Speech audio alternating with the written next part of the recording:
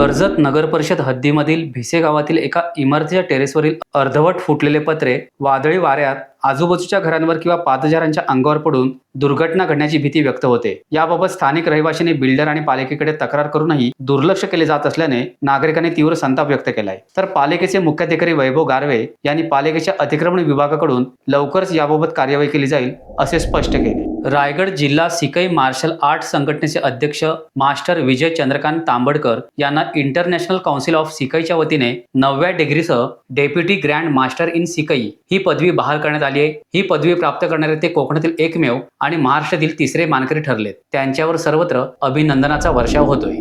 कर्जतमधील वाहतूक सुरळीत राहावी आणि वाहतुकीचे नियम सर्वांनी पाळावेत या उद्देशाने रोटरी क्लब ऑफ देवनार-तर्फे कर्जत पोलीस ठाण्याला 24 बॅरिकेड्स भेट स्वरूपात देण्यात आले। रोटरीयन अजित पप्पू, संगीता शहाणी, सुरेंद्रनाथ, शोभा लईर आदी क्लब सदस्य यावेळी उपस्थित होते। कर्जतचे पोलीस निरीक्षक सुरेंद्र गरड यांनी या उपक्रमाचे कौतुक करून देवनार रोटरी क्लबला धन्यवाद दिले।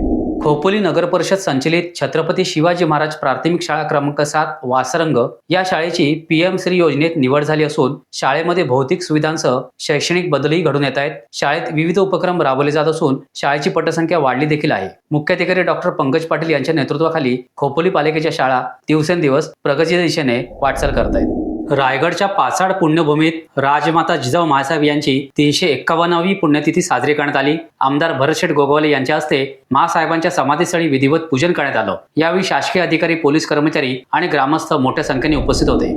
राज्यातील आदिवासी विकास विभागातील कला, क्रीडा आणि संगणक शिक्षक कामावर रुजू करून घेण्याच्या मागणीसाठी मुंबईच्या आझाद मैदानावर उपोषणाला बसलेत। या आंदोलनात पेणमधील शिक्षकही सहभागी झाले असून कला, क्रीडा आणि संगणक शिक्षकांना समायोजन करण्याच्या मागणीवर हे शिक्षक ठाम आहेत, असे क्रीडा शिक्षक संतोष गाडवे यांनी स्पष्ट केलं। उरणमधील नागाव म्हातवली ओएनजीसी सेवानिवृत्त सामाजिक संस्थेतर्फे 10वी आणि 12वीतील गुणवंत विद्यार्थ्यांचा सत्कार आणि करिअर मार्गदर्शनाचा कार्यक्रम नुकताच मोठ्या प्रतिसादात पार पडला। सुहास पाटील यांनी विद्यार्थ्यांना करिअरबाबत मार्गदर्शन केले, तर प्रवीण घरत यांनी सूत्रसंचालन केले। संस्थेचे अध्यक्ष प्रभाकर घरत यांच्यासह संस्थेचे पदाधिकारी यावेळी उपस्थित होते। कार्यक्रमाला चांगला प्रतिसाद लाभला। एक चांगला उपक्रम घेतल्याबद्दल संस्थेचे सर्वत्र कौतुक होतंय। टाइम्स डिजिटलला लाईक करा, सबस्क्राइब करा, शेअर करा आणि बेल आयकॉन दाबायला विसरू नका। पाहत रहा टाइम्स डिजिटल।